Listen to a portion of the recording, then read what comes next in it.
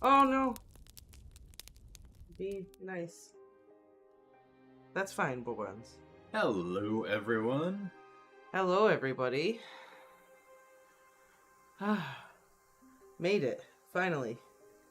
Right, Bobans? Yep, we're a little bit early today on the stream because of snow reasons. Mm-hmm. Right, hopefully we don't lose power today. I did see in the beginning we dropped a few frames, but that seems to settle down, so. Whew. Let us know if there are any, cut-ins and outs. And... Issues. Kayla, Dan, Anna, hope you are all doing lovely today. And Katie, hello. Hello. Dan's having allergy issues, but other than that, he's good. Oof, I'm so sorry. It's looking like we're gonna have a white Christmas. We've got so much snow coming, it's crazy. I don't know. New York weather, I wouldn't put it past us having a 70-degree day next week. Fair enough. You never know. Yes, but Kayla, you always get a Rue Christmas. It's better than a white Christmas. We should switch one year. I would love to just spend Christmas on the beach one year. I mean, I'm down. She also gets Rues for Christmas. I mean, depending on where she lives, I guess. That's true. That's true. She lives on the river. Oh, that must be so nice. That is probably nice. Hey, Melanie. Welcome, Melanie. Listen at your leisure. I understand break time and all that. All good. Priorities. Yeah, work. I get it. But yeah. Aw, Rues are a 1-hour drive away. Ooh. That's a bummer, Kayla. I'm sorry. But it's definitely worth it. Drive an hour to see them Rues. Right, Bobans? But yeah, we were contemplating doing a Christmas chapter. But I think we're going to save that for our next Thursday live stream. Yeah. And this one we decided why not do one of the funner chapters. The more fun chapter will and won't. Dan has been asking for it multiple times. A lot of people have actually mentioned this. I remember Dan specifically multiple times asking for will and won't. So we decided to go ahead and read that one today. And next week we will read a Christmas chapter. We'll figure out which one. So yeah, be sure to leave your suggestions for any Christmas chapters. Yes, leave your suggestions in the comments. Which Christmas chapter you would like us to do?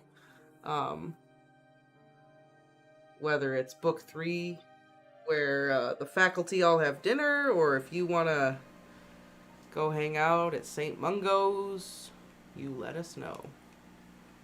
Ah, Timothy, perfect. Someone else who works from home, I get it. You know, sometimes things just come up. Productivity. What can you do? Was it the CEO of Dyson recently just said that the UK is about to pass a law to allow permanent working from home, and he was basically saying that it's going to stunt creativity and productivity, and it's a big mistake. Okay, well, I'm still moving to the UK now, so... He don't like it.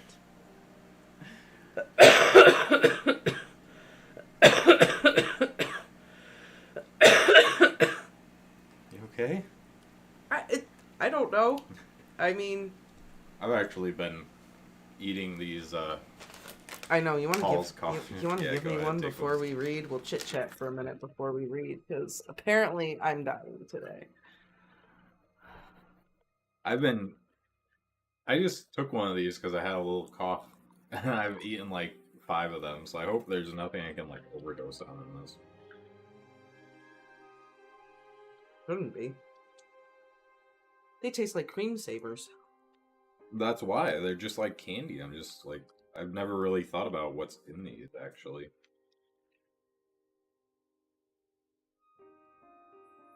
Ren's looking for remote work. It's worth it if you can find it. Hello wants us. They said, can you catch me up on what happened to all your videos? Where'd they go? Okay. So, videos, we got like a copyright strike and one got taken down by YouTube. So, how YouTube works is if you get 3 strikes, you're out. The channel just gets taken down. So we decided, since one of the videos got taken down, we'll probably start getting more strikes. So we kind of took down all the videos to prevent the whole channel from being taken down. But we started a new channel where we upload them as unlisted, so you can still see the videos, and I'll post a link to that channel, well, the playlist. But that's about it.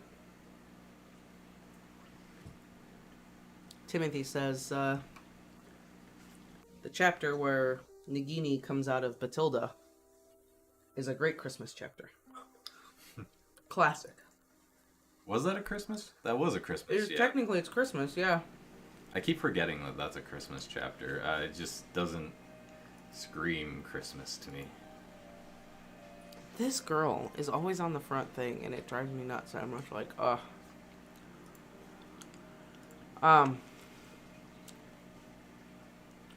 But alright, do we want to hop in it? Yeah, I'm just Getting... trying not to, die while I read this chapter. I'm just trying to soothe my throat a little bit.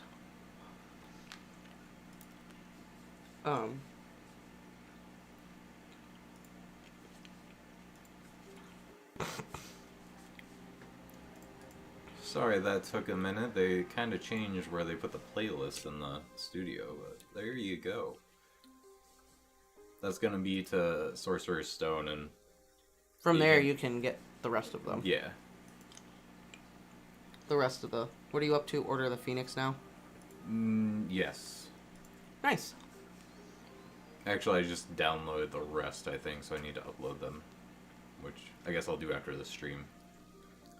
Order of the Phoenix, or just in general?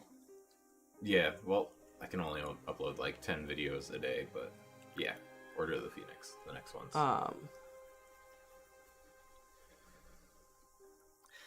Batilda's secret is as Christmassy as Die Hard, so not a lot.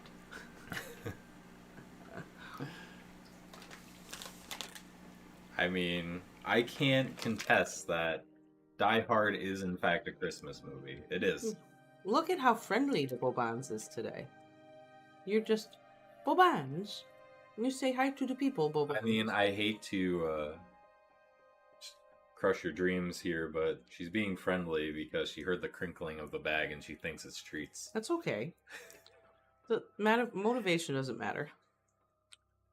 Dan says that Godric's Hollow is the Christmas chapter that we should not read.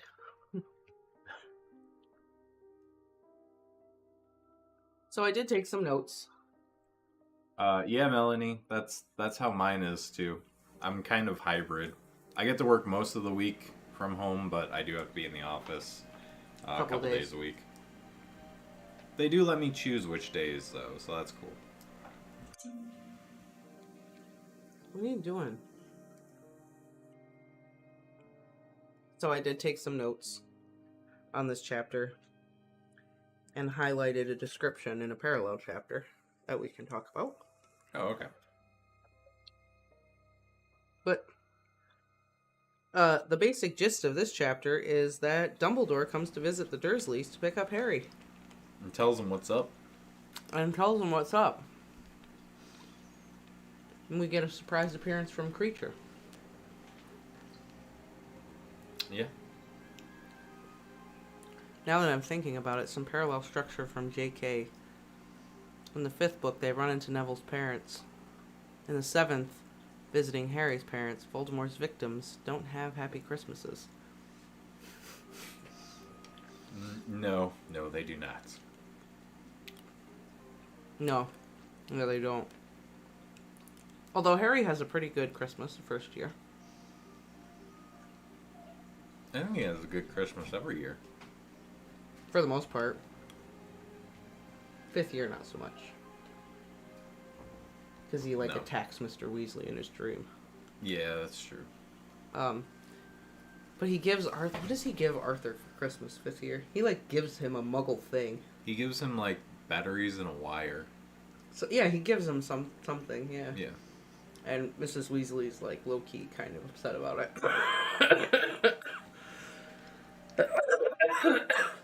Harry's enabling him. Harry does see his parents in the Mirror of Erised at Christmas. That's true, because he puts on the cloak.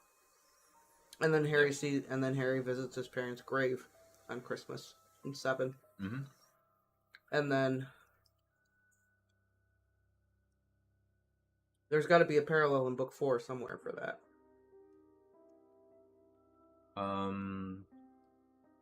The Yule Ball happens at Christmas.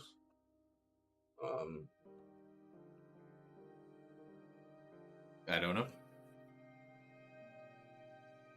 That's something we can figure out another time. Yeah. We don't need to dive into that right this minute. It doesn't have to be the Christmas. Well, I guess it would make more sense if it was the Christmas chapter. Yeah, that's what it is. Okay.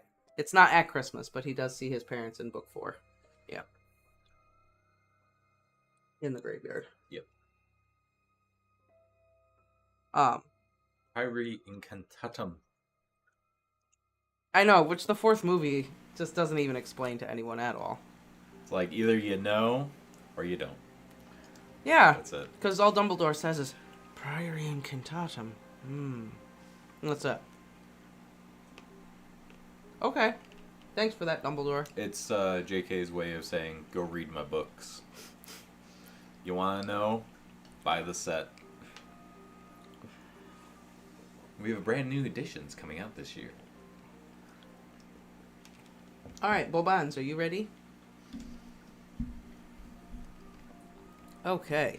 Here we go. Let's get into it.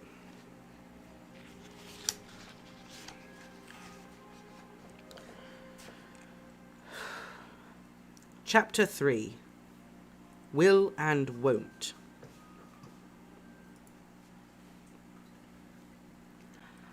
Harry Potter was snoring loudly. He'd been sitting in a chair beside his bedroom window for the best part of 4 hours, staring at the darkening street, and had finally fallen asleep with one side of his face pressed against the cold window pane, his glasses askew, and his mouth wide open. The misty fug his breath had left on the window sparkled in the orange glare of the street lamp outside, and the artificial light drained his face of all colour, so that he looked ghostly beneath his shock of untidy black hair. And that is the parallel. What? That description right there of Harry pushed up against the glass, his glasses askew, his mouth open. Mm-hmm. And she specifically says that he looks ghostly. And then much, much later on, we get this description of Dumbledore.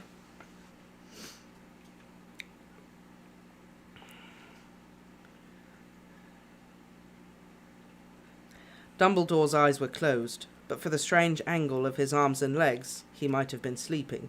Harry reached out, straightened the half-moon spectacles upon the crooked nose, and wiped a trickle of blood from the mouth with his own sleeve. Then he gazed down at the wide old face and tried to absorb the enormous and incomprehensible truth that never again would Dumbledore speak to him. Never again could he help. Talking about how pale Harry looked. Harry looks ghostly. Dumbledore looks. And then Dumbledore is dead. His glasses are askew. Harry is asleep, and then she specifically says that Dumbledore looks like he could be asleep. Mm-hmm.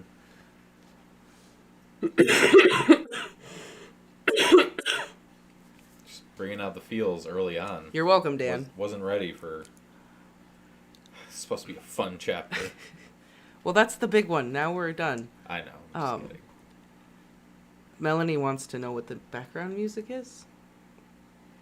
Oh, I don't really remember what it was called. Let me look it up. Bobans, you sit in so nice.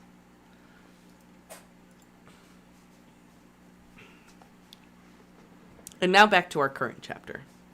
That's just such a lovely little thing there. I really like the language there and the use. It's so good. The room was strewn with various possessions and a good smattering of rubbish. Owl feathers, apple cores, and sweet wrappers littered the floor. A number of spell books lay higgledy-piggledy amongst the tangled robes on his bed, and a mess of newspapers sat in a puddle of light on his desk. The headline of one blared, "Harry Potter, the Chosen One." Rumours continue to fly about the mysterious recent disturbance at the Ministry of Magic, during which he who must not be named was sighted once more. "We're not allowed to talk about it, don't ask me anything," said one agitated obliviator, who refused to give his name as he left the ministry last night. Nevertheless, highly placed sources within the ministry have confirmed that the disturbance centred on the fabled Hall of Prophecy. Though ministry spokeswizards have hitherto refused even to confirm the existence of such a place, a growing number of the wizarding community believe that Death Eaters now serving sentences in Azkaban for trespass and attempted theft were attempting to steal a prophecy.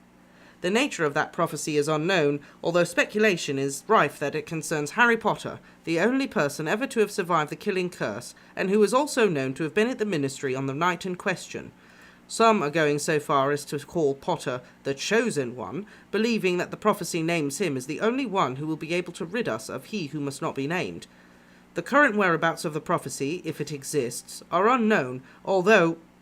Continued, page 2, column 5. It's always Harry. That troublemaking delinquent. A second newspaper lay beside the first. This one bore the headline, "Scrimgeour succeeds Fudge." Most of this front page was taken up with a large black and white picture of a man with a lion-like mane of thick hair and a rather ravaged face. The picture was moving. The man was waving at the ceiling. Rufus Scrimgeour, previously head of the Auror Office in the Department of Magical Law Enforcement, has succeeded Cornelius Fudge as Minister of Magic.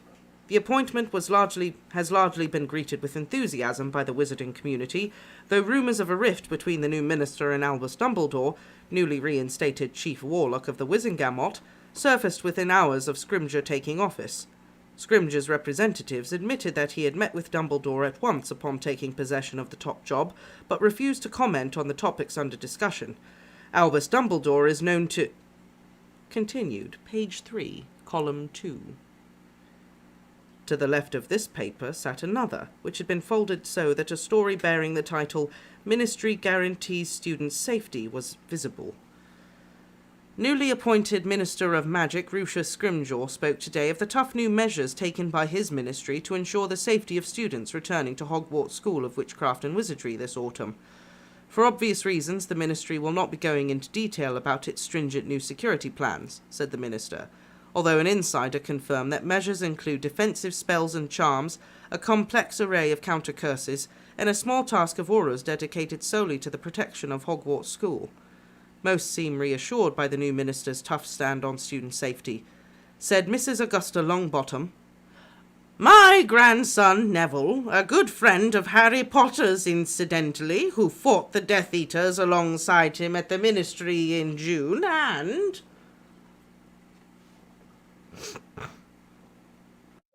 But the rest of the story was obscured by the large birdcage standing on top of it.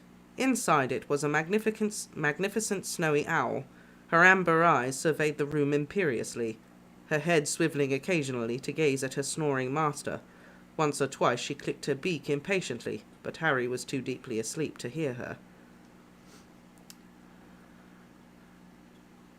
So I just have to say that this is an excellent way to kind of do your chapter summary of what has been going on without doing the typical... Dropping the news articles. Without the typical, "Harry Potter was a very unusual boy, to whom various incredible things happened last year. Let me tell you about them." Last time on Harry Potter. Yeah, right? Pretty much. No, it is well done. And you see it kind of used in a lot of different mediums. Like a lot of movies, they'll use it, you know, you have the strewn newspapers around, and it'll pan over, and you see all the headlines. Then you see it in, books, whatever.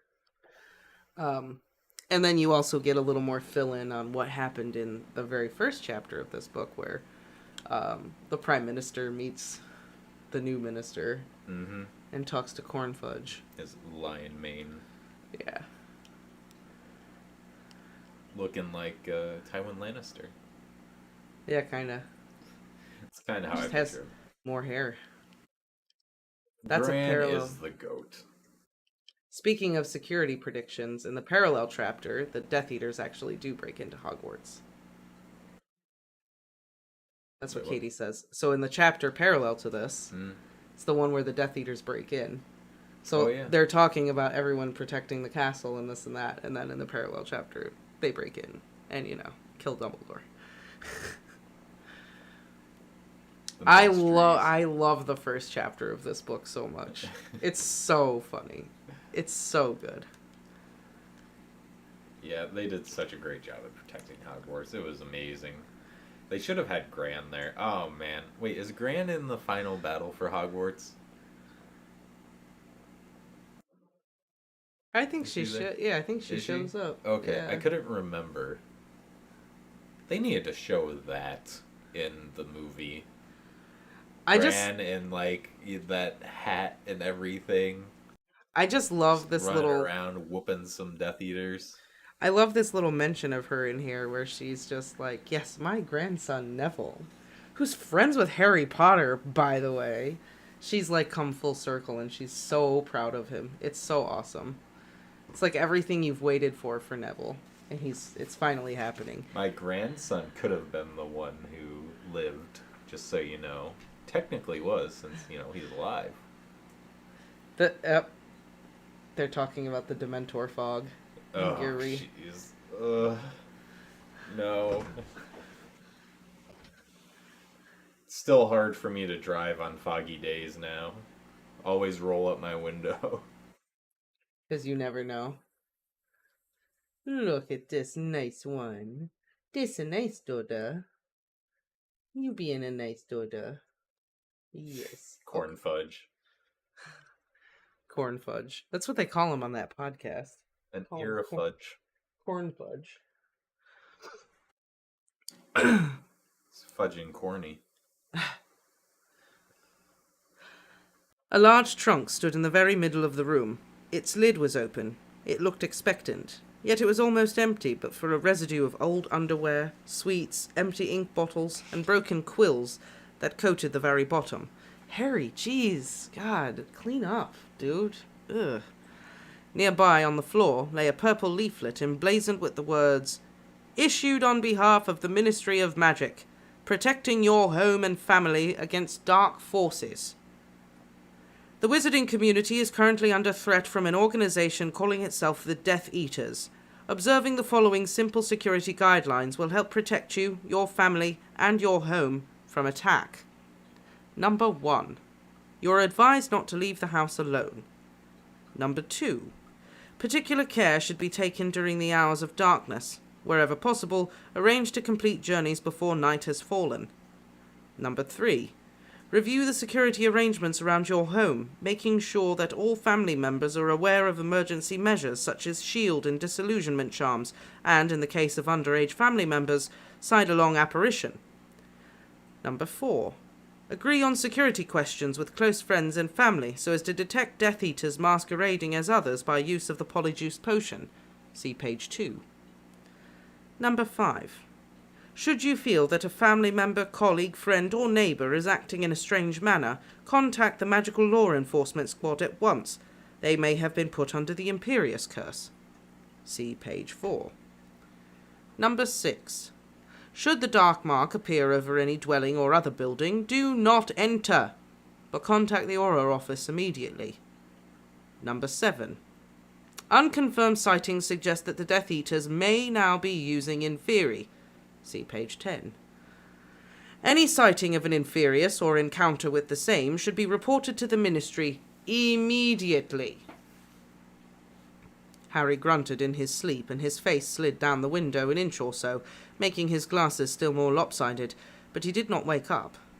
An alarm clock, repaired by Harry several years ago, ticked loudly on the sill, showing 1 minute to 11. Beside it, held in place by Harry's relaxed hand, was a piece of parchment covered in thin, slanted writing. Harry had read the letter so often since its arrival 3 days ago that although it had been delivered in a tightly furled scroll, it now lay quite flat. Dear Harry, if it is convenient for you, I shall call at number 4 Privet Drive this coming Friday at 11 p.m. to escort you to the Burrow, where you have been invited to spend the remainder of your school holidays. If you are agreeable, I should also be glad of your assistance in a matter to which I hope to attend on the way to the Burrow. I shall explain this more fully when I see you. Kindly send your answer by return of this owl. Hoping to see you this Friday. I am, yours most sincerely, Albus Dumbledore. Ooh, I just thought, is the Slughorn included in this chapter? Or No, that's the next one. I thought it was next chapter, but I kind of looking, I'm like, we do have a long way to go, so maybe. I just think it's funny that Dumbledore says, I shall explain more fully when I see you. Always, always Dumbledore. Every time. I'll tell you later, Harry. I'll tell you another time, Harry. Right after I destroy Vernon's entire existence. Right?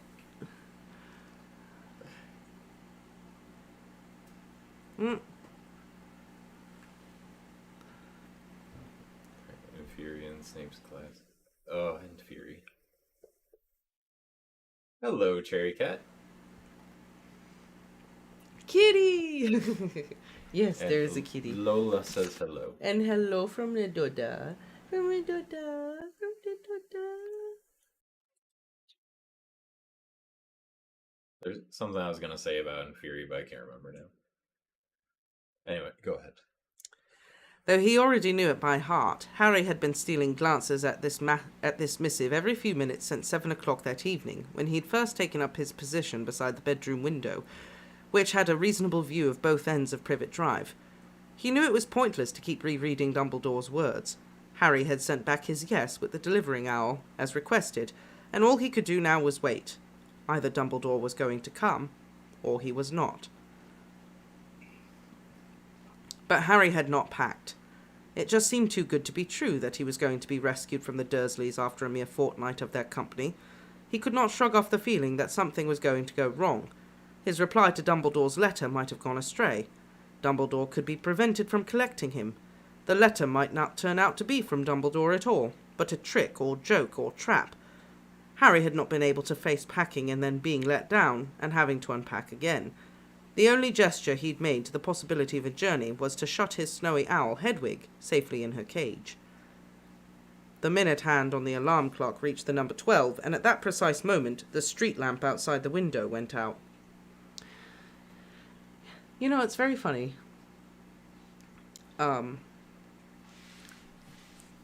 He's talking about how badly it could go with Dumbledore and how wrong it could go, when this goes very smoothly. Yeah. But then his last journey with Dumbledore Does not. does not go very well. Goes about as shaky as you could imagine. Harry woke as though the sudden darkness were an alarm. Hastily straightening his glasses and unsticking his cheek from the glass, he pressed his nose against the window instead and squinted down at the pavement. A tall figure in a long billowing cloak was walking up the garden path.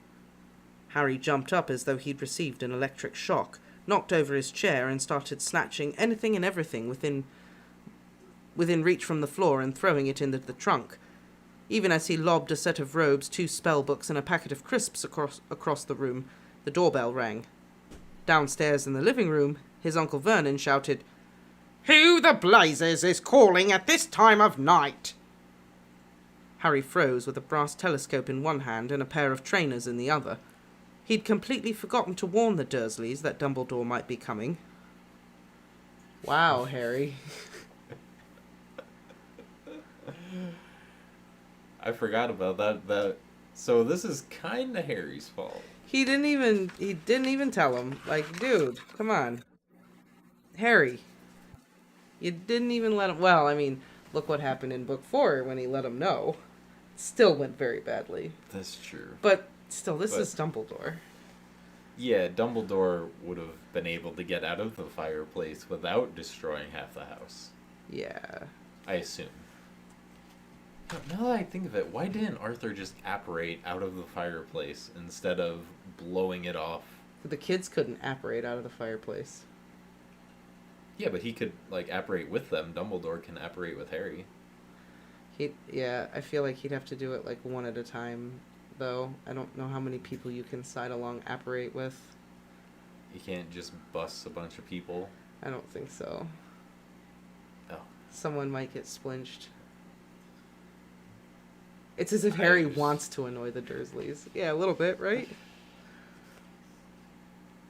Feeling both panicky and close to laughter, he climbed over the trunk and wrenched open his bedroom door in time to hear a deep voice say, "Good evening. You must be Mr. Dursley. I dare say Harry has told you I would be coming for him." Harry ran down the stairs 2 at a time, coming to an abrupt halt several steps from the bottom, as long experience had taught him to remain out of arm's reach of his uncle whenever possible. There in the doorway stood a tall, thin man with waist-length silver hair and beard. Half-moon spectacles were perched on his crooked nose, and he was wearing a long black travelling cloak and a pointed hat. Vernon Dursley, whose moustache was quite as bushy as Dumbledore's, though black, and who was wearing a puce dressing gown, was staring at the visitor as though he could not believe his tiny eyes. Puce dressing gown rolling. Puce. Vernon's got style. Not only does she not like the letter P, but then, like, that color, ugh. Nasty. Judging by your look of stunned disbelief, Harry did not warn you that I was coming, said Dumbledore pleasantly. However, let us assume that you have invited me warmly into your house. It is unwise to linger over long on doorsteps in these troubled times. He stepped smartly over the threshold and closed the front door behind him. It is a long time since my last visit, said Dumbledore, peering down his crooked nose at Uncle Vernon. I must say, your agapanthus are flourishing. Vernon Dursley said nothing at all. I think agapanthus is another word for lilies. Is it? It's a... Gotta look it up. I gotta, because there is something about that. That would be kind of ironic if, well, number one, they're flourishing, but also that Petunia would plant them. Maybe she didn't hate her sister as much as we all thought.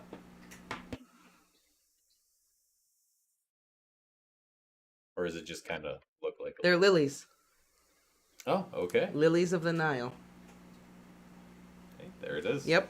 So they are lilies. I would have never known that. So good catch. Katie that put that in a comment. And I remember us talking about it at one point. So yeah, lily. Right? Petunia has a lily garden. Yeah. She can say how much she hated her all she wanted, but she loved her sister. There's a little bit there, right? Even though we talked about how Vernon wouldn't be such a terrible person, it's all Petunia. I think it was last discussion. Vernon Dursley said nothing at all. Harry did not doubt that speech would return to him, and soon. The vein pulsing in his uncle's temple was reaching danger point, but something about Dumbledore seemed to have robbed him temporarily of breath. It might have been the blatant wizardishness of his appearance, but it might too have been that Uncle Vernon could sense that here was a man whom it would be very difficult to bully. Ah, good evening, Harry, said Dumbledore, looking up at him through his half-moon glasses with a most satisfied expression. Excellent, excellent. These words seemed to rouse Uncle Vernon.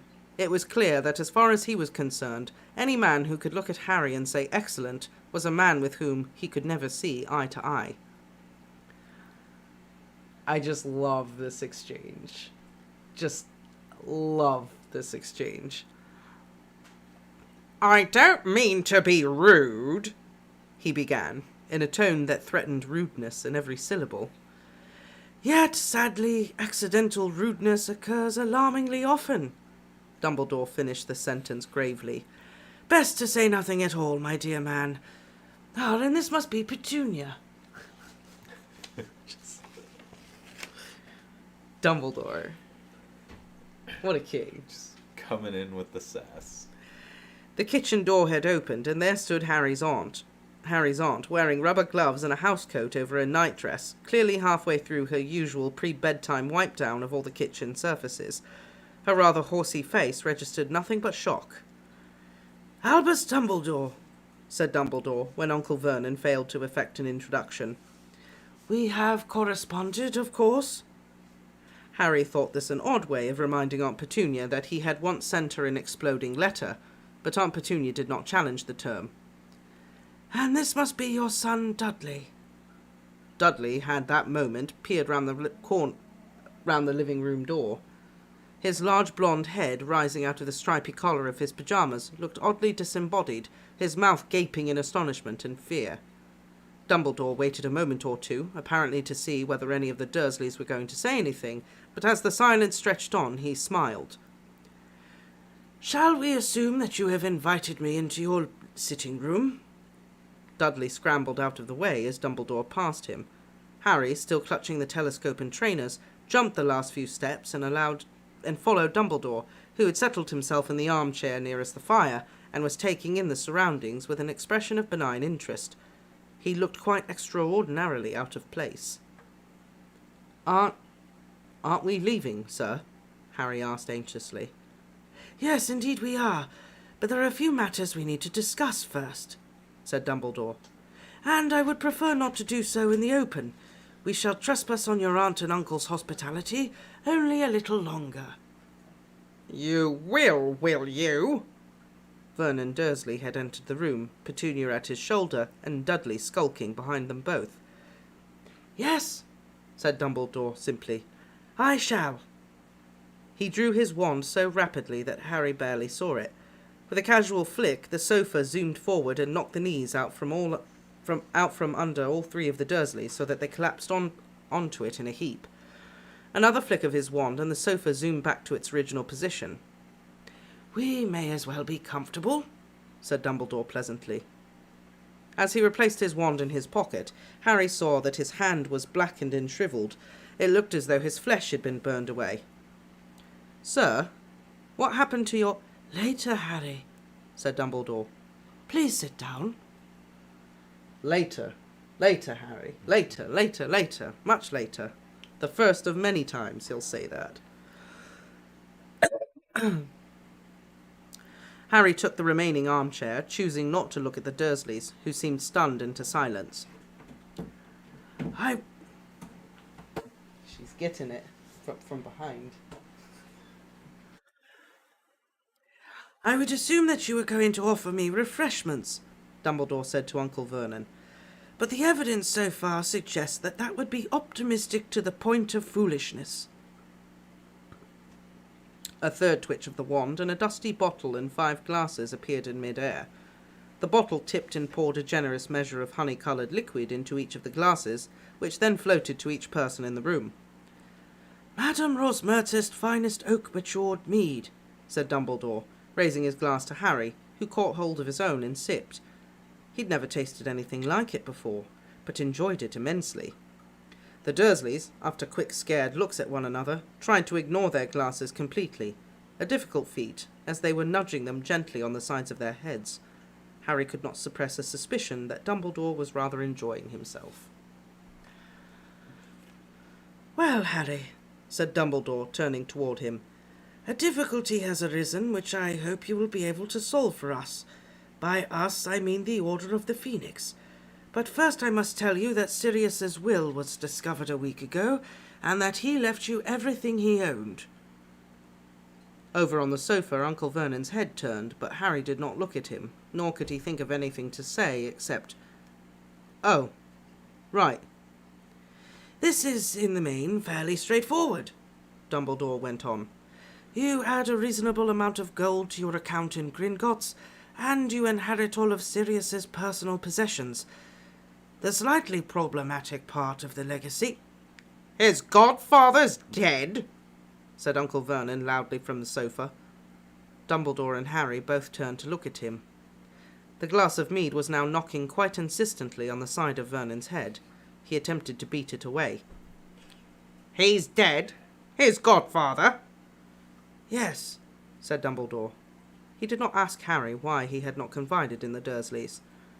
"Our problem," he continued to Harry as if there'd been no interruption, "is that Sirius also left you number 12 Grimmauld Place."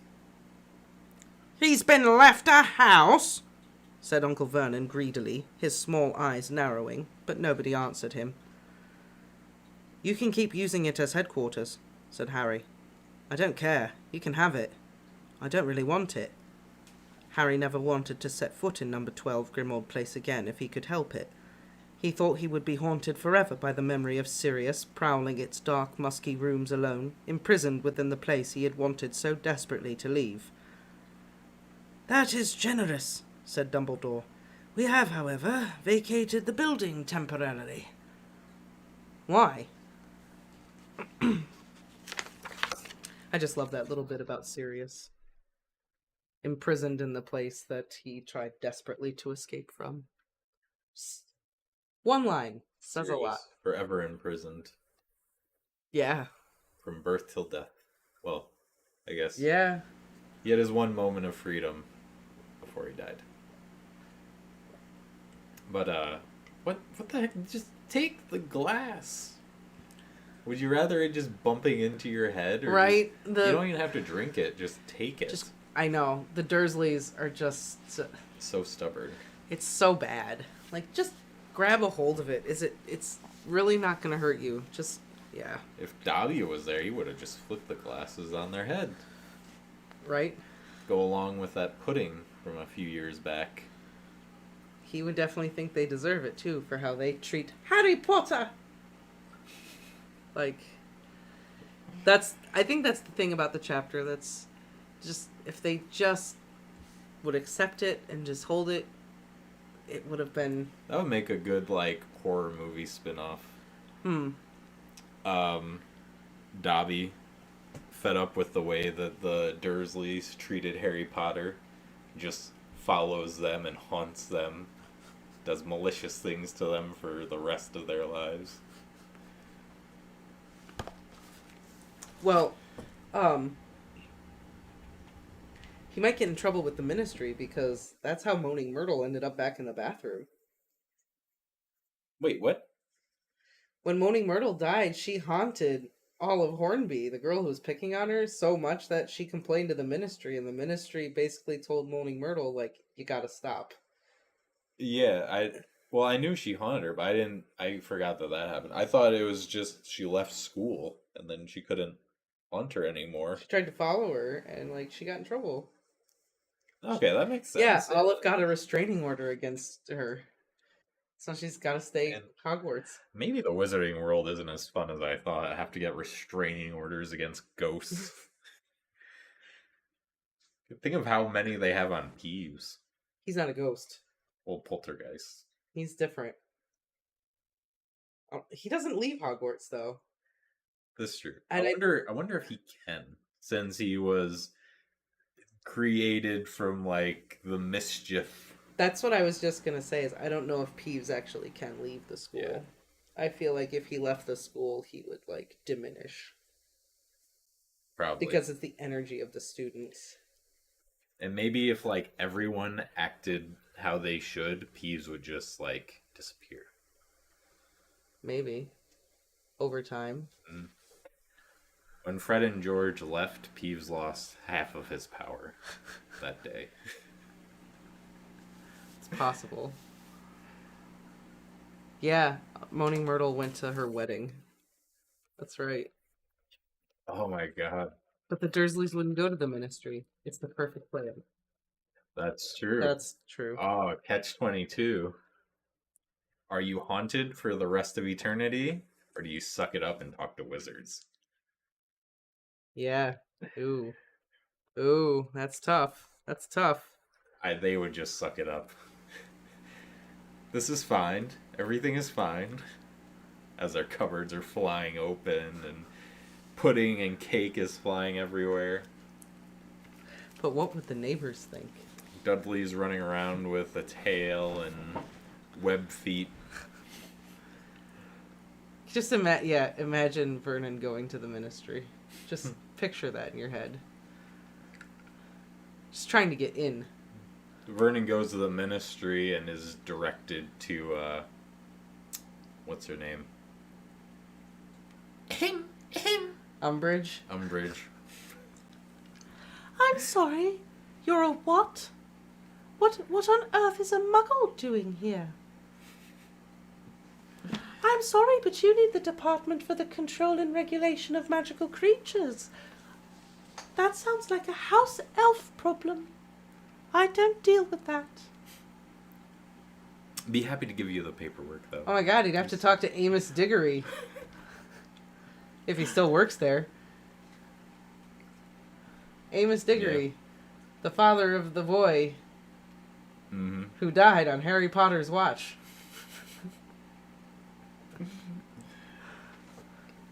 Oh man, that would be great.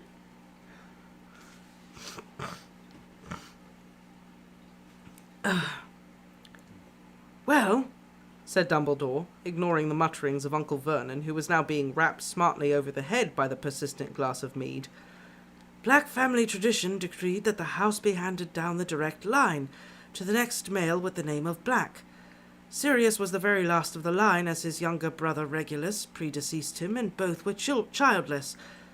While his will makes it perfectly plain that he wants you to have the house, it is nevertheless possible that some spell or enchantment has been set upon the place to ensure that it cannot be owned by anyone other than a pureblood. A vivid image of the shrieking, spitting portrait of Sirius's mother that hung in the hall of number 12 Grimmauld Place flashed into Harry's mind. I bet there has, he said. Quite, said Dumbledore. And if such an enchantment exists, then the ownership of the house is most likely to pass to the oldest of Sirius's living relatives, which would mean his cousin, Bellatrix Lestrange. Without realizing what he was doing, Harry sprang to his feet. The telescope and trainers in his lap rolled across the floor. Bellatrix Lestrange, Sirius's killer, inherit his house? No, he said. Well, obviously we would prefer that she didn't get it either, said Dumbledore calmly. The situation is fraught with complications. We do not know whether the enchantments we ourselves have placed upon it, for example, making it unplottable, will hold now that ownership has passed from Sirius's hands. It might be that Bellatrix will arrive on the doorstep at any moment. Naturally, we had to move out until such time as we have clarified the position. But how are you going to find out if I'm allowed to own it? Fortunately, said Dumbledore, there is a simple test. He placed his empty glass on a small table beside his chair, but before he could do anything else, Uncle Vernon shouted, Will you get these ruddy things off us? Harry looked round. All three of the Dursleys were cowering with their arms over their heads as their glasses bounced up and down on their skulls, their contents flying everywhere. Oh, I am so sorry, said Dumbledore politely, and he raised his wand again. All three glasses vanished. But it would have been better manners to drink it, you know. It looked as though Uncle Vernon was bursting with any number of unpleasant retorts, but he merely sank back into the cushions with Aunt Petunia and Dudley and said nothing, keeping his small piggy eyes on Dumbledore's wand. You see, Dumbledore said, turning back to Harry and again speaking as though Uncle Vernon had not uttered, If you had indeed inherited the house, you have also inherited... He flicked his wand for a fifth time. There was a loud crack and a house elf appeared, with a snout for a nose, giant bat's ears and enormous bloodshot eyes, crouching on the Dursley shag carpet and covered in grimy rags. Aunt Petunia let out a hair-raising shriek. Nothing this filthy had entered the house in living memory. Dudley drew his large, bare, pink feet off the floor and sat with them raised almost above his head, as though he thought the creature might run up his pyjama trousers. And Uncle Vernon bellowed, "What the hell is that?" "Kreacher," finished Dumbledore. "Kreacher won't, Kreacher won't, Kreacher won't," croaked the house elf, quite as loudly as Uncle Vernon, stamping his long, gnarled feet and pulling his ears. "Kreacher belongs to Miss Bellatrix. Oh, yes, Kreacher belongs to the Blacks. Kreacher wants his new mistress. Kreacher won't go to the Potter brat. Kreacher won't. "As you can see, Harry," said Dumbledore loudly over Kreacher's continued croaks of won't. Kreacher is showing a certain reluctance to pass into your ownership. "I don't care," Harry said again, looking with disgust at the writhing, stamping house elf. "I don't want him." Won't. Would you prefer him to pass into the ownership of Bellatrix Lestrange, bearing in mind that he has lived at the headquarters of the Order of the Phoenix for the past year?" Won't. Harry stared at Dumbledore.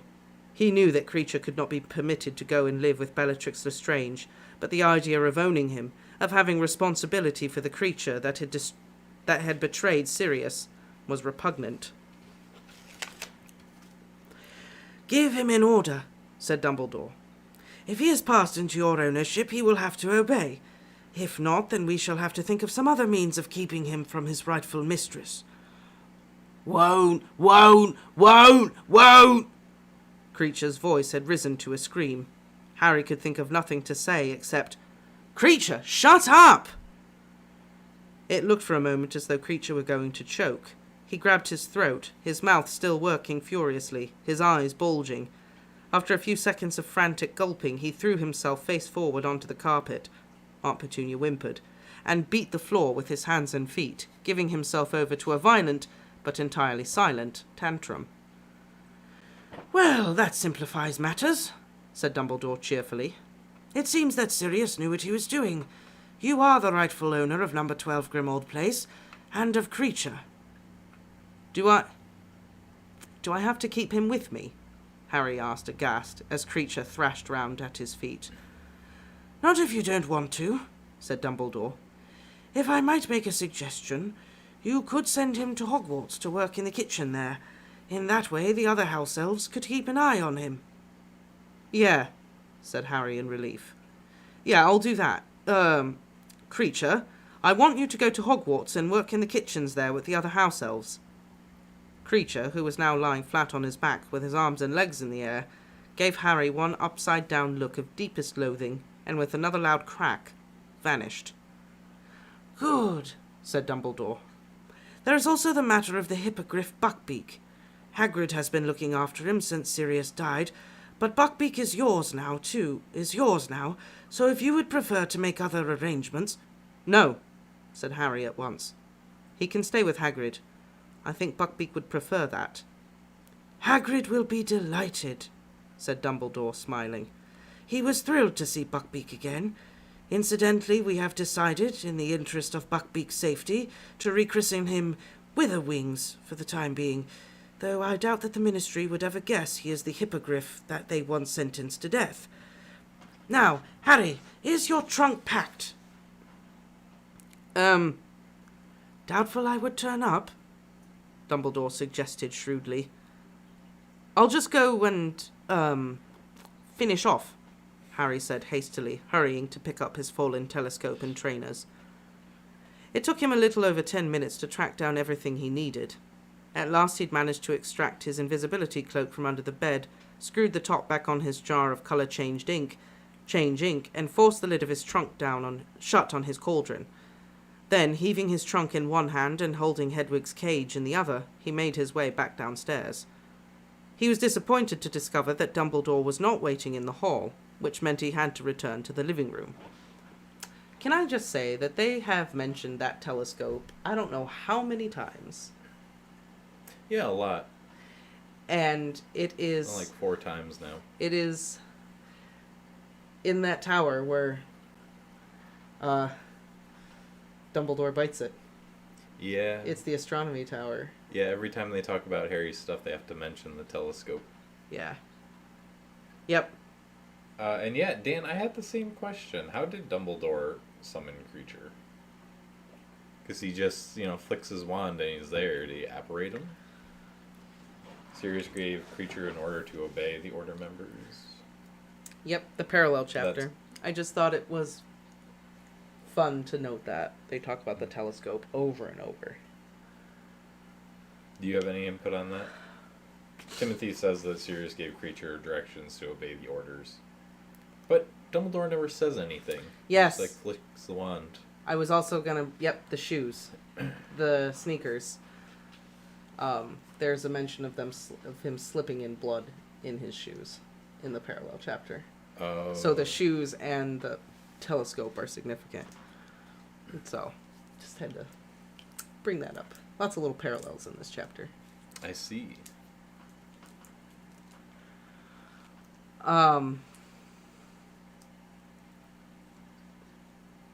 Yes, also him going down the stairs to greet Dumbledore. Yep.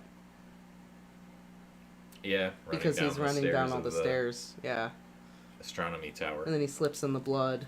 Mm-hmm. In this chapter, he's like taking the steps 2 at a time. Mm-hmm. Yeah. Okay, I see it there. You see it's happening? Yep. Yep. Hey, at least the Dudleys, or the Dursleys, the Dudleys, the Dursleys aren't at the bottom of the stairs at the end. Yeah, that's true. What could make that scene even worse? A Boban's butt? The Dursleys were there.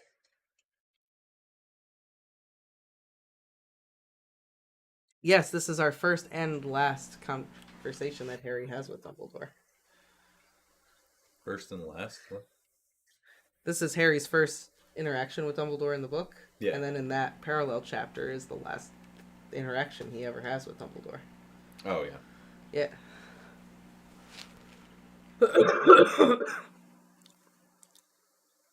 Okay. Marceline, we're talking about the parallels between this chapter and, is it the tower? What's the chapter called? The Lightning Struck Tower. The Lightning Struck Tower. Nobody was talking.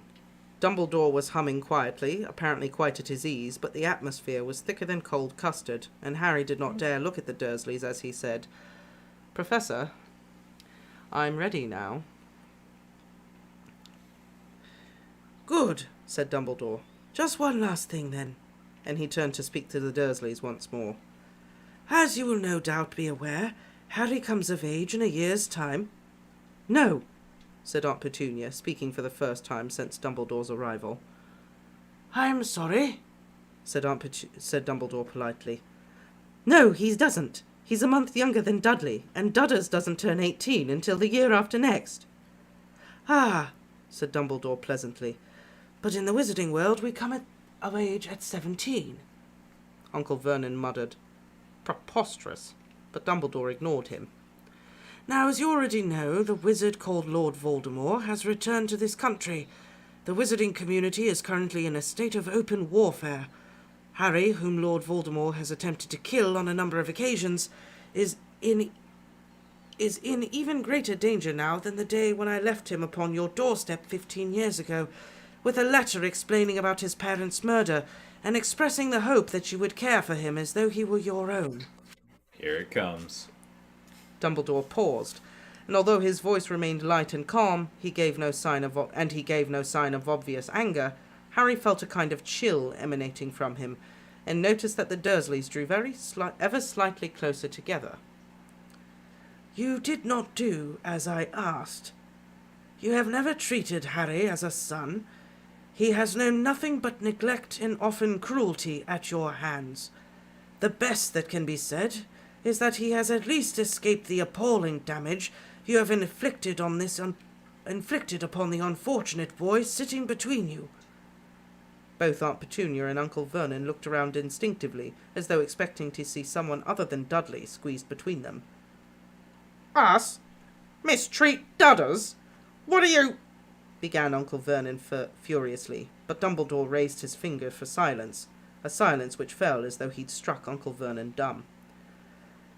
The magic I evoked 15 years ago means that Harry has powerful protection while he can still call this house his home. However miserable he has been here, however unwelcome, however badly treated, you have at least grudgingly allowed him house room. This magic will cease to operate the moment that Harry turns 17. In other words, at the moment he becomes a man. I ask only this, that you allow Harry to return once more to this house before his 17th birthday, which will ensure the protection continues until that time. None of the Dursleys said anything. Dudley was frowning slightly, as though he was still trying to work out when he'd ever been mistreated. Uncle Vernon looked as though he had something stuck in his throat.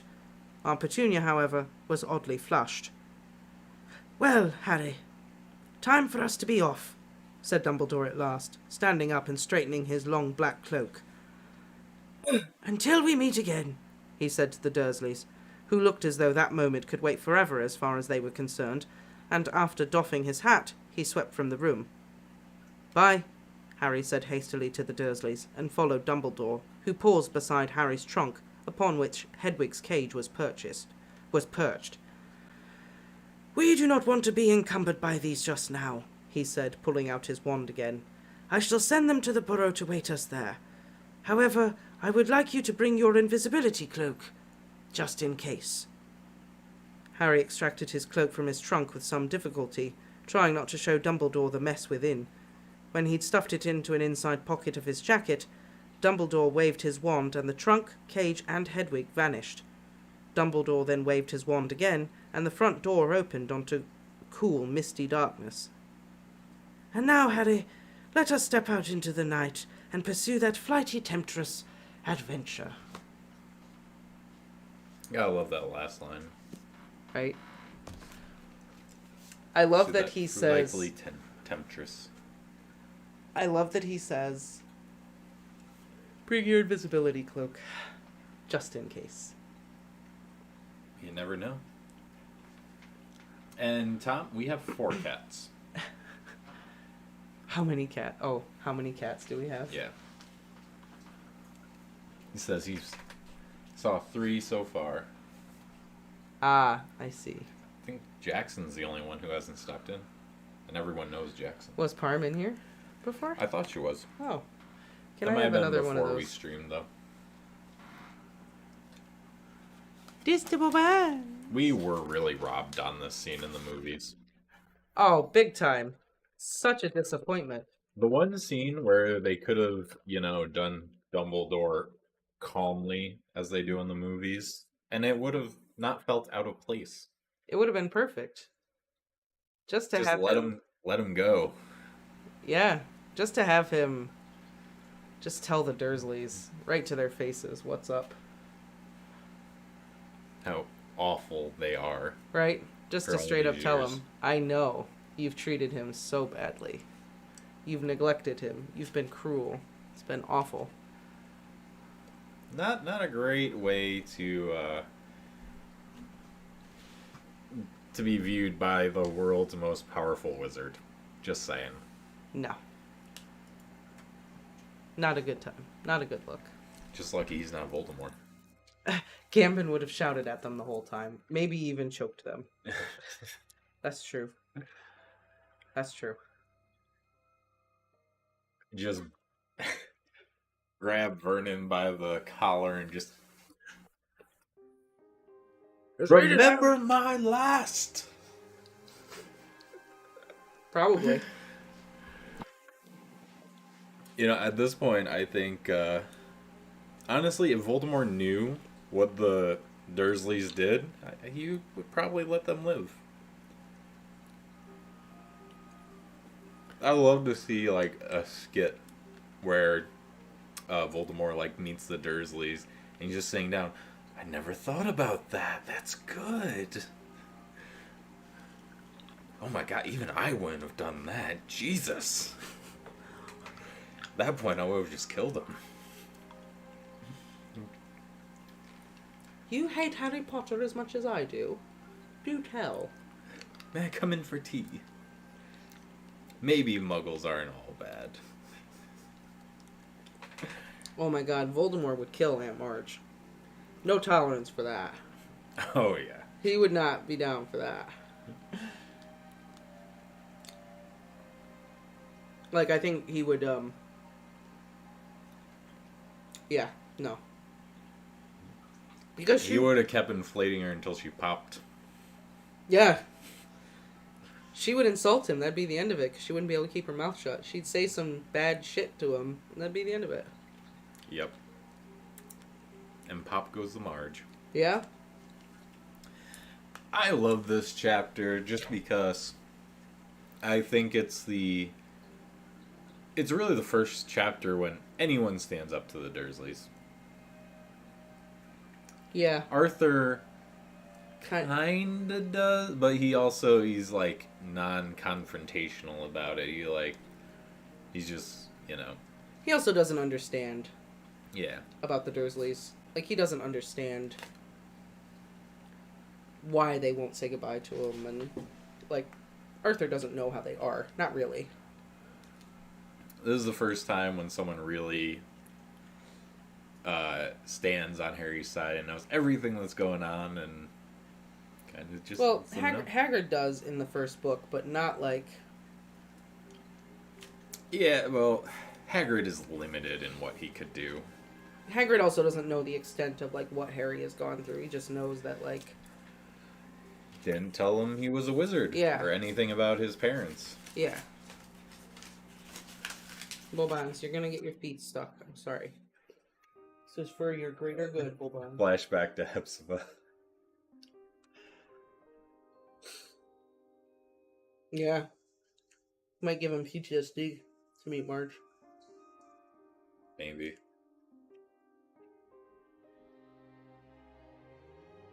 And her little dog. Still, just be great. Marge and her little dog reminds him so much of Hepzibah and Pokey. Little dog. Nagini would probably eat her dog. Oh, yeah. Nagini would totally eat Ripper. Yeah. That's the dog's name? Ripper. Yeah. Such a cute name, Ripper. Lovely name for a dog, right? You know what you want that dog to be when you name it that.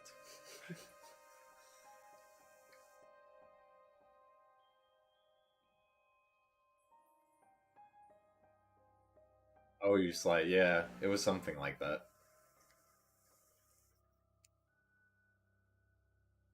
I got the book. Yeah, he did. Arthur reminded him to say goodbye. But Arthur was just kind of like standoffish with it, He did stand up for Harry, but not in the same way that Dumbledore does. Like, Dumbledore just lays it out. Yeah, Arthur's just like, he lives with you. Aren't you going to say goodbye to him? What the heck? Yeah. I'm looking Italian for... version, he's named Sparta. Wait, whose name's Sparta? Oh, the dog? I'm assuming it's the dog, Ripper. I mean, that's great. Then anytime she enters the room, she can say, "This is Sparta." Kick in the door. Well, what's your excuse for visiting this time? She asked, batting her lashes. Mr. Burke would like to make an improved offer for the goblin-made armour, said Voldemort. 500 galleons, he feels, is more than fair. No, not so fast. Or I'll think you're only here for my trinkets, pouted Hepzibah.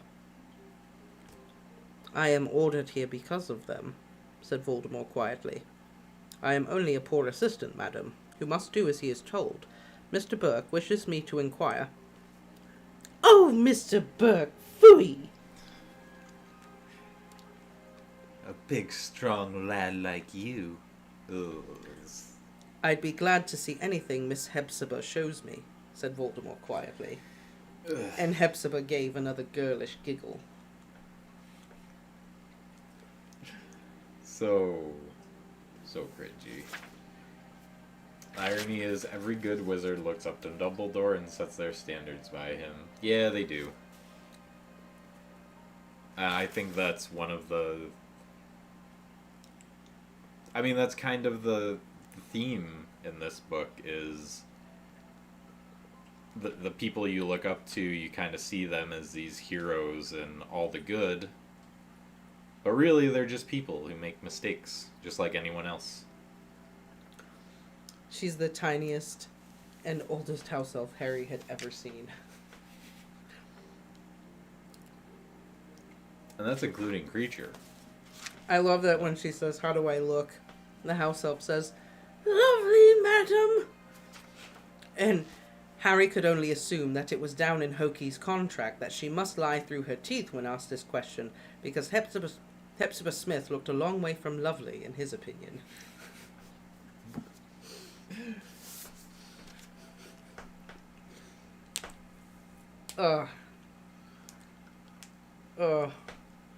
Such a cringy chapter for Voldemort. Like, kind of felt for Voldemort in that one a little bit. Yeah, you know, like, ugh.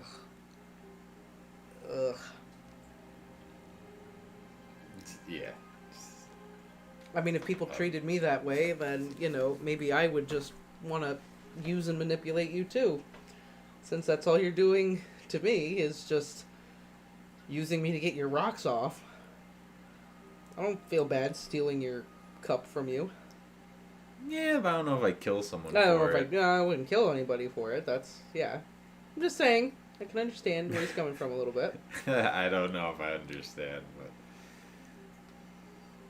the situation's a little messed up. Like, I definitely see that. But I don't understand. I kind of get it. Okay, well, this is okay. I kind of get it. I mean, Tom Riddle is always described as very handsome, right? Mm-hmm. Don't you think that shop uses that to their advantage? I mean, probably. Yeah. That's all I'm saying. Yeah, it happens. That's business. It's tough being handsome, I guess. I wouldn't know. Me either. You stop. What? Especially considering Tom's childhood. Oh, man. Tom's childhood is just... I don't even know. Because... I mean, we know, like, his birth and everything was completely messed up, but we don't get a lot about the orphanage other than that he was, like, a sociopath. And maybe he developed that because of how he was treated at the orphanage, or maybe he was just born that way. Who knows? Well, didn't you say the difference is sociopaths are, it's a born trait and psychopaths are learned? It's the other way around. Oh, okay. Mm-hmm.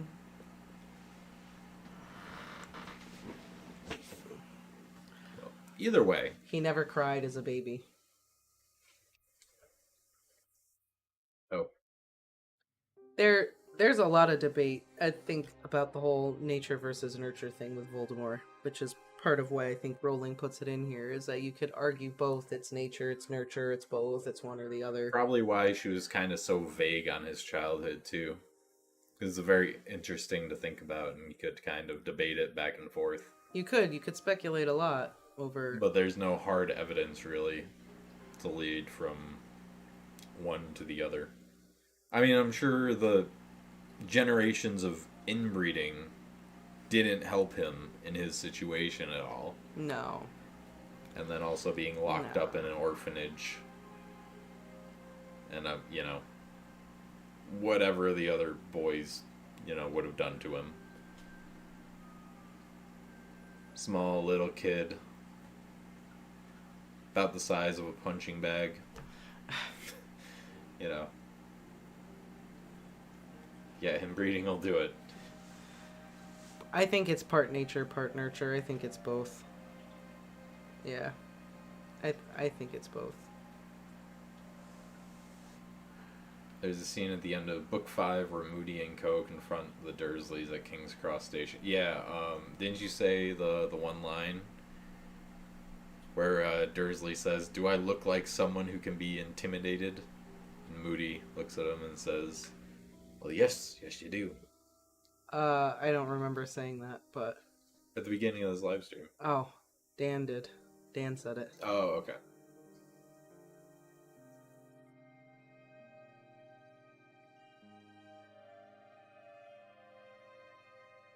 Being conceived from false pretenses. Yeah. I'm just kind of saying, like, the things that we know. Obviously, love potion is magic, and we don't know how that would have affected it. I mean, I'm sure, again, probably not good. Maybe since... I like to think that the love potion didn't really have anything to do with it, because I feel like I think you could argue that the love potion had a lot to do with it. You know, like, for instance, melatonin. It's great if you have trouble sleeping, but if you use it too much, it's a hormone your body naturally produces. If you use it too much, your body is getting it. So it's like, oh, I have this here, I don't need to produce it. And after a while, you'll, like, if you took melatonin for like 2 months straight and then stopped, yeah, I know, you wouldn't be able to fall asleep.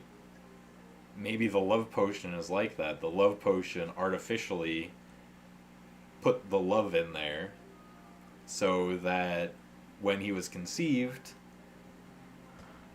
all of that, like, his body basically said, like, oh, no, I have all this oxytocin. Not oxytocin, what is it? The love chemical. Either way. She's not taking the love potion, though. No, but he did. Right. And that might just, you know, it's in his bloodstream and travel over. And affect... Like I said, it's magic, so you could kind of debate it either way. You could debate it either way. I don't like it as an excuse for why he can't love. I think it's a cop-out, kind of. But it's possible. I'm not saying whether it's a good theory or a bad theory. I know you could argue it, I just don't buy it. But you could That's what argue I'm it. saying, is I just don't buy it. I think it's a cop-out to say that, oh, the love potion is the reason why he can't love. Look, there's so much in these stories that you can just say it's magic for a cop-out, and you've done it to me plenty of times. So, I'm gonna throw it out there. It's magic. It's magic. So then but then you could just argue, like, oh, well, anybody who is like this, well, did their parents take a love potion? It just kind of excuses... I'm not saying anyone, but it can be a byproduct of the love potion if you're conceived while one is under the spell of a love potion. I think it's a cop-out. I'm not saying that there's no nature versus nurture. It's all this... The only sociopaths in the world or psychopaths are bred because their parents had a love potion. But it could cause that.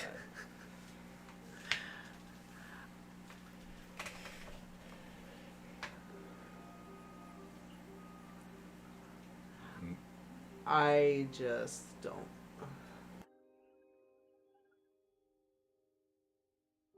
Yeah, I mean, Ren, I kind of agree. I was just under the impression that he was born bad.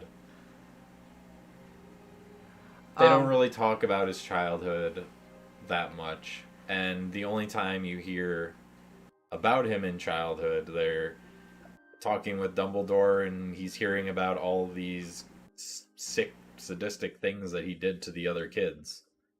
Yeah. So we don't know what the other kids may have done to him prior. And the only thing we can go on is that he was just born that way.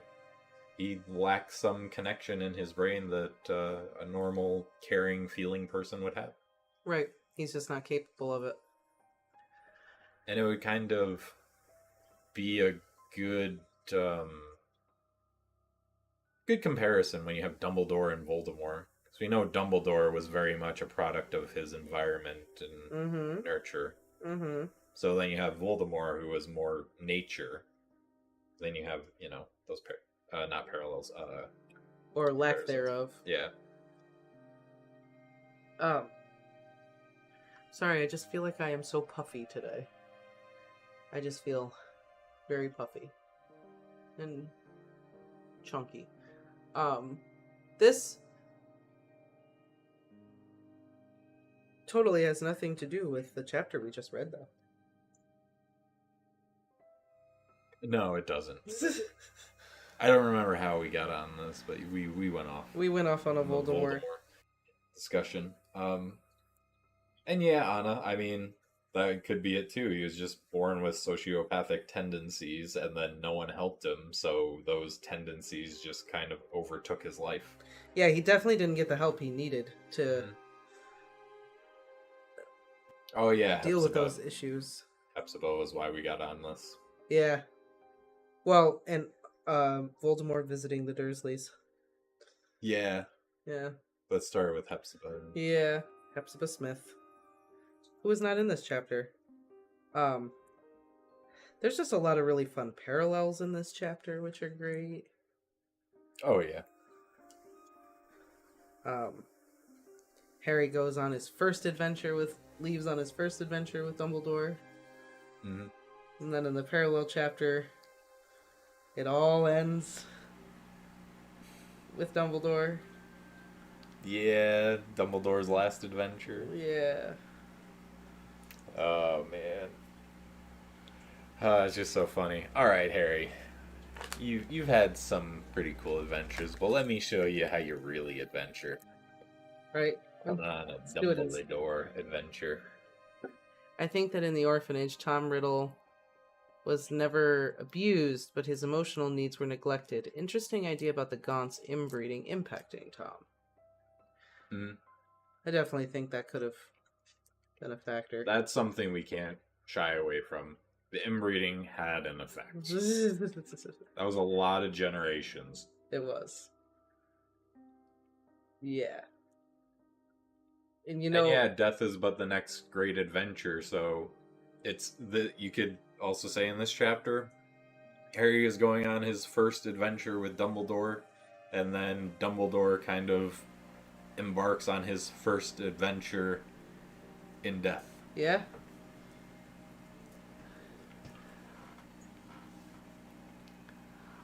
All right, Melanie, sounds good.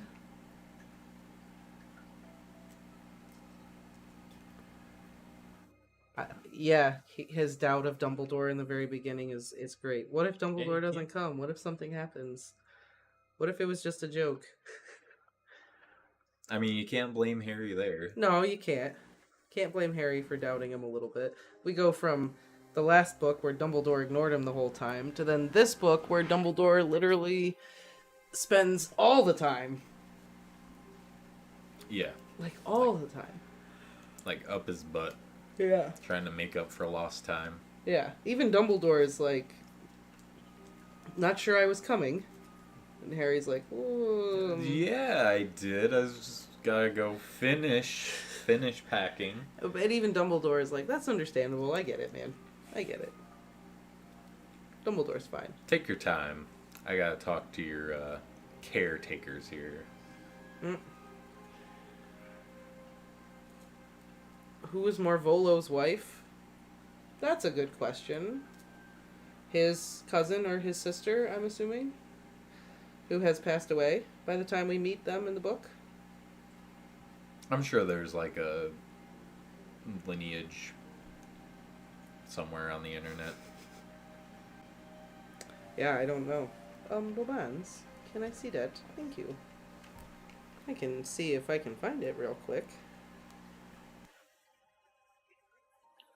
Maybe it was his grandmother's sister or something.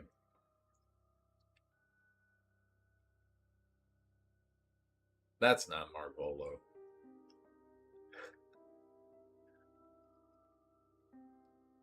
No, it's just an influencer apparently who was murdered. I don't know. That's been happening a lot. Oh, really? Yeah. It just said kamikaze kills influencer. Blah, blah, blah. Okay. I don't know.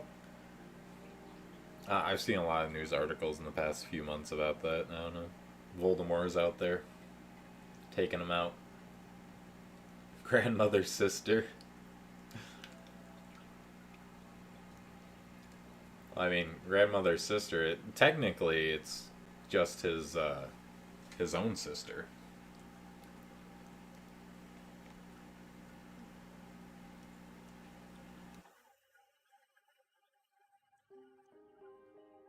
You think it was his sister? There are some hints that Morphin, I think, sexually abused Merope. Oh, 100%. Are you kidding me? I thought it was pretty blatant Yeah. with how everything was. Like, things were going down there that was not too great. That's some Hills Have Eyes. It's UK's Hills Have Eyes.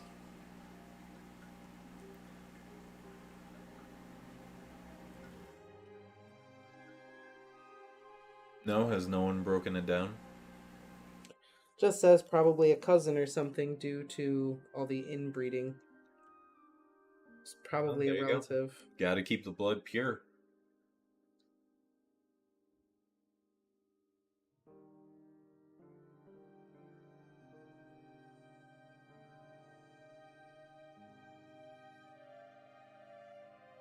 Never does get along with Uncle Voldemort.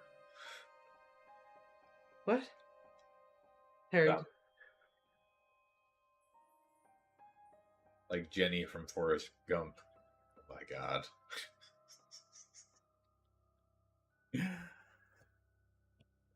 Yeah, it doesn't say, but probably a cousin. Some cousin from the Sacred 28. So, literally could be anyone. Could be a Malfoy Only or one's a related. Longbottom or a... I'd like to think it's not a Longbottom. Yeah.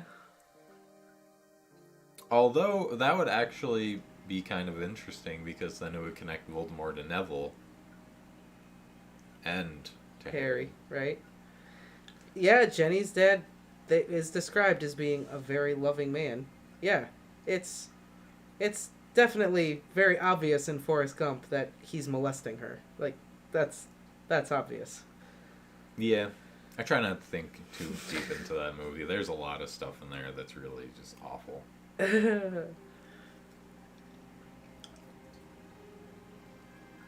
We're both descended from the three brothers. Yeah, they are.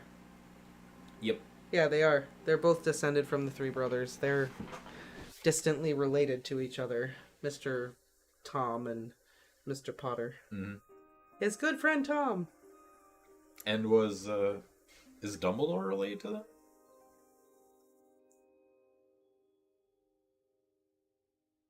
The three brothers? No, I don't think so. Oh, okay. Are Barty Jr. and Malfoy parallels? In what Barty way? Crouch Jr. Dad's extreme on both sides, sons end up doing the opposite. Yeah. Yeah, I guess you could say that. Yeah, they are. I'd believe it. Snape. Was meant to represent the brother who chooses the stone. Oh, there's just, dirt in Harry's face.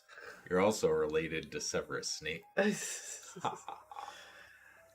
I mean, no, but that makes so much sense. But yeah, mother loves them profusely. I could see it. What do you think? Barty Jr. and Malfoy being... Yeah, a lot of the stuff parallels. they do.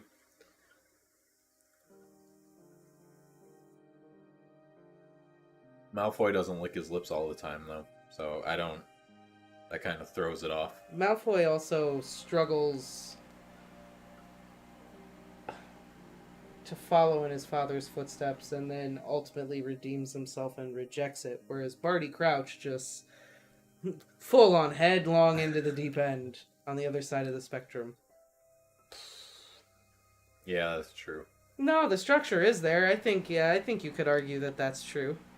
Malfoy and Barty Crouch Jr. I could see it. Maybe Neville. I could see Neville. Because, I mean, he obviously plays a huge part in it, too. Fighting Voldemort. So it makes sense if Neville was descended from the third brother. Well, Harry's the third brother. Okay, the first brother. I don't... The one Does with it matter? The one with the wand? I don't know. I didn't think it mattered. I It didn't think we does, were because- actually numbering. I didn't think it was... Because the first brother is Bro the one 1, with the... Bro 2, and yeah. Bro 3. Um, This isn't a Dr. Seuss book. the first brother is the one with the wand. The second one is the one with the stone. The third one is the one with the cloak.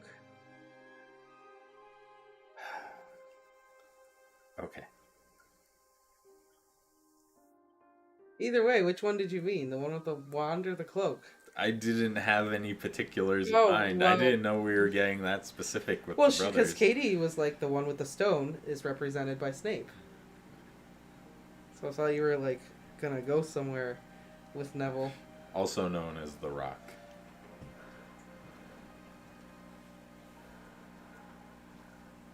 Mother's Which one are love. you Yeah, the mother's love theme is definitely there.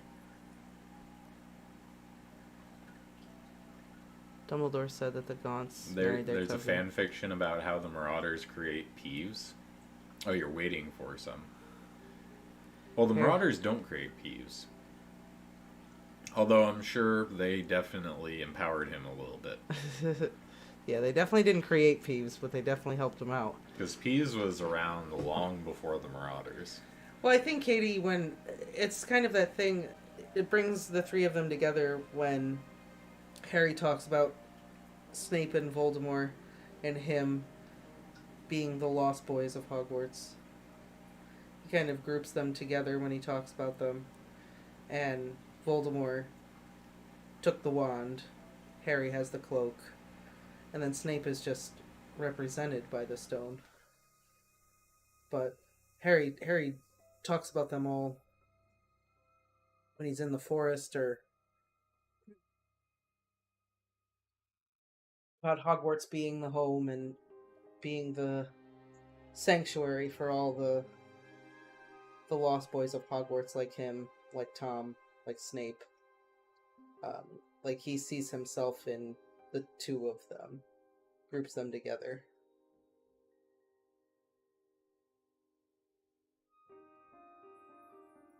But Dumbledore did want to use the stone, and he tried to. That's what happens to his hand. He tells Harry. No, that Voldemort wouldn't want to use the stone. Oh. But, I mean, maybe that's because it would connect him to his family, they didn't want to use it, or it would make him feel too close to death, since that's like his greatest fear is death. He also just wouldn't care about it. He wouldn't want anything to do with it, not just because he fears death, but there's nobody he'd want to bring back. That's true. He has no desire. I mean, he might want to, bring his dad back, kill him again. Or, just tell him fuck you one last time. Either way.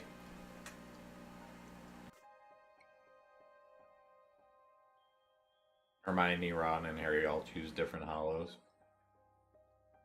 Yeah, and Ron says it's obvious, and then they all go, the stone, the cloak, the wand. And then they're all like,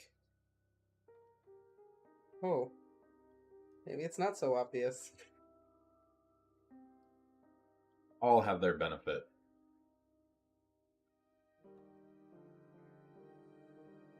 Well, that doesn't mean that Dumbledore descended from the first brother. It just means that he defeated Grindelwald. He won the wand's allegiance. Yeah. Fair and square.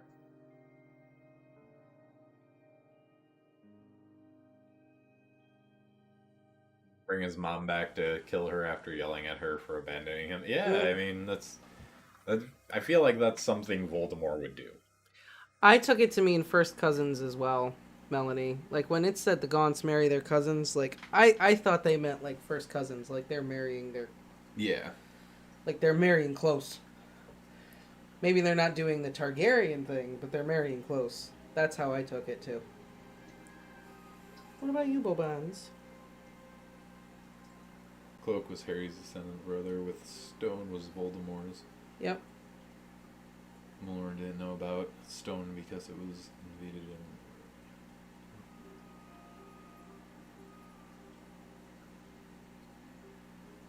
Well, he kind of did, because doesn't he... I mean, he puts the Horcrux in it. Yeah, but at the time, I don't think he knew it was the Resurrection Stone. Like, at the time he put the Horcrux in it, I don't think he knew what it was. Oh, yeah. You know what I mean? Fair I think enough. it was just a family heirloom. He didn't know that it was the stone. Voldemort. Never thinking things through. He's probably too busy talking while his family was telling him all this stuff about the stone. Shut up and listen for once, Voldemort. You'll win. Voldemort can't help himself. Man's got a monologue. Wasn't Mark Twain the one that married his first cousin? Charles Darwin. Super ironic, considering he's the one who discovered, like, evolution and species. Well, and he I writes guess about not it. as ironic as the person who discovered, like, DNA and stuff like that. And he writes about, like, all of his children's health problems and the amount of kids that died that he had and stuff. And he, like, writes in there, like, I suspect maybe it's because I've married my cousin. Nah, couldn't be. Animals don't do it, but... Anyways, my next kid's due in a few weeks. Right back soon. Animals don't marry their relatives. But it's okay if people do, I guess. Like... And then I'm pretty sure Mark Twain didn't do any of that weird stuff. I don't think Mark Twain had any, like, dirty, weird secrets like that. I mean, did I know Edgar Allan Poe married his cousin. Yep. His... But when you think about Edgar Allan Poe, it's one of those things, like, it doesn't surprise you. It's just like, okay, yeah, could see it. That raven was squawking up the wrong tree. She was 13 when he married her. His very... I just read Timothy's message. His very underage cousin. Uh-huh. I'm trying to see... Alright, so there you, for all you writers out there, the trick is to marry in the family. Yeah, sure. Are you looking at Mark Twain? Yeah. Is he clean? I like Mark Twain, so I love Mark Twain. Are you kidding me? don't ruin him for me. There's just a lot of information about Mark Twain. Like, a lot. Here we go. The Baltimore Ravens are named after Poe's poem? I didn't know that. I just thought, you know, like ravens. Cool birds. Smart birds.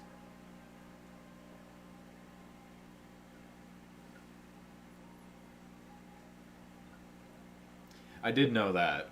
I just didn't put it together. No, he didn't marry his cousin. Yes. She was from Good man, Elmira, Mark. New York. Oh, hey, look at that. Oh, yeah. They lived in New York, didn't they? That's where he Buffalo, lived. lived in Buffalo for Yeah. like a long time. His resting place is in Elmira, New York.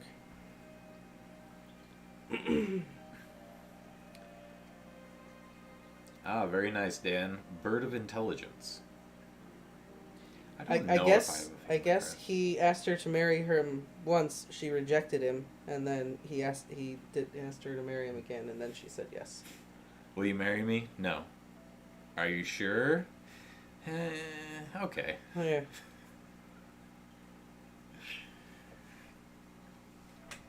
Persistence. Persistence pays off. Apparently. Oh, now it's talking about his friendship with Tesla. All right, that's all we needed to know. Mark Twain did not marry his cousin.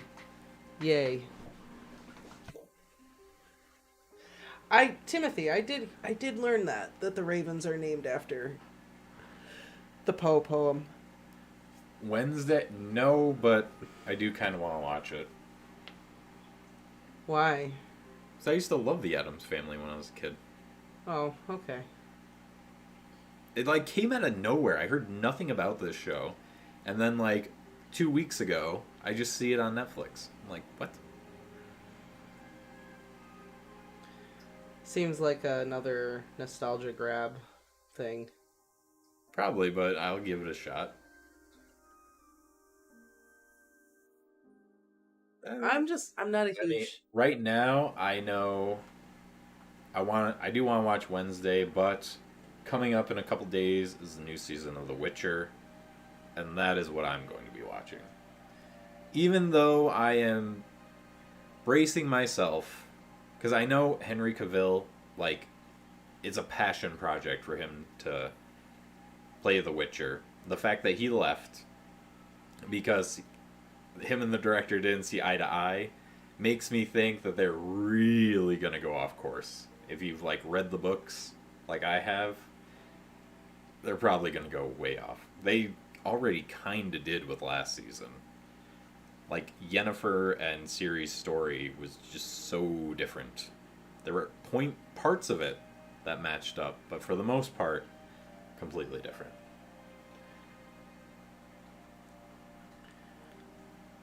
Oh, that's too bad that Willow's not turning out too good. I wanted to rewatch the movie first before I watched the show.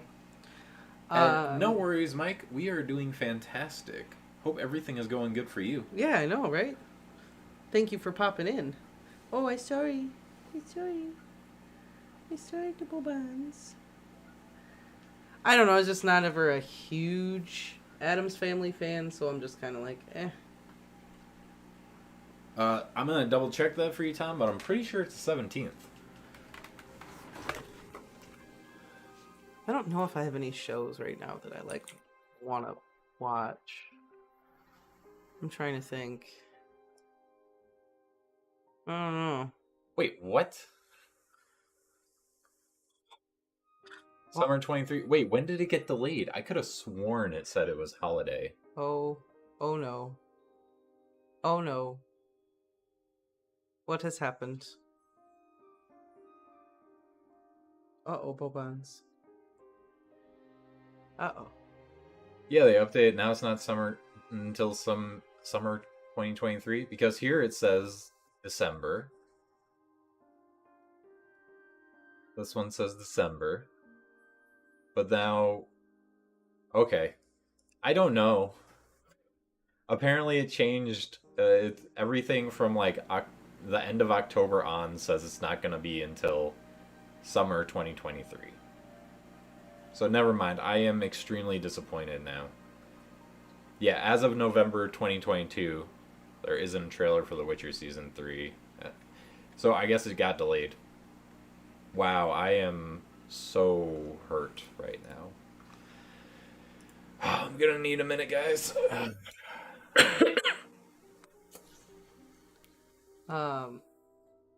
I'd recommend Warrior Nun. Just finished season 2. Huh. I have not read Tom Felton's book. And we were going to watch Lord of the Rings. And then my scheduling got crazy and we haven't been able to do any watch parties for Lord of the Rings since the first one. They're doing the holiday stuff at her job, so she's been working really late most days. Jungle Bells is happening right now, guys. Through the Bond novels being filming. I've never read any of them.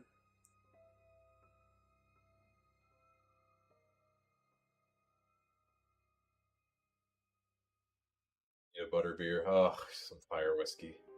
Yeah, Melanie, that's what I'm saying. He didn't know it was the Resurrection Stone. I don't even think they knew it was the Resurrection Stone. I you know what I mean? I don't even think the Gaunts knew what they had. You know? Oh, the show. I got you, Tom. Okay. Oh. No. Now, No. speaking of the Rings of Power, did you see they're doing a hard reboot? Like, they're just gonna pretend this season didn't happen, and they're just gonna start over. But then again, I thought The Witcher was gonna come out soon, and apparently not, so don't take my word for that. Jungle Bells is this whole thing where we have all these Christmas lights all over the park, and people can come in the nighttime and look at the lights and look at the animals and get hot chocolate and snacks and stuff and look at the animals in the nighttime with all the lights. That's pretty much what it is. Oh, and you can get your picture taken with Santa. Aged mead, you can get aged mead around. I know you can sometimes get it in stores, and then local breweries, like, usually have it. Because it's just honey. The reason why mead was so abundant is it's just kind of easy to make. Unless you're under 21, in which case, wait. Unless the drinking age is younger than that, then, go for it.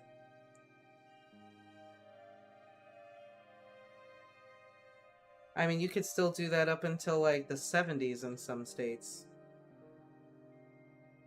Jerry Lee Lewis married his 13-year-old cousin in the 50s. Elvis, when he married Priscilla, she was underage. She was like 16 or something, 15. He got the parents' permission to marry her. Okay, moving on. Yeah, some of the nocturnal animals are more active. The ones that can actually be outside. The roos can't be outside, but they're more active in the nighttime. Red currant rum. Now, I've never seen that.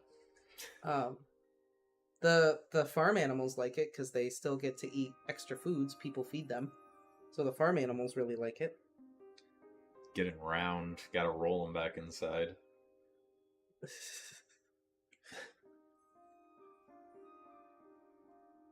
I mean, our one zebra is pretty round. I do have to say, on that note, just time check. It's been about 2 hours. Oh, yeah. In that zebra's defense, she is going to have a baby, but she's pretty round. Yeah, so don't just having a baby. It's just fine. She's doing what she needs to do. But yeah, she barely fits through the shift door, though. On that note, we do have to get Ramona. We do have to go get our child.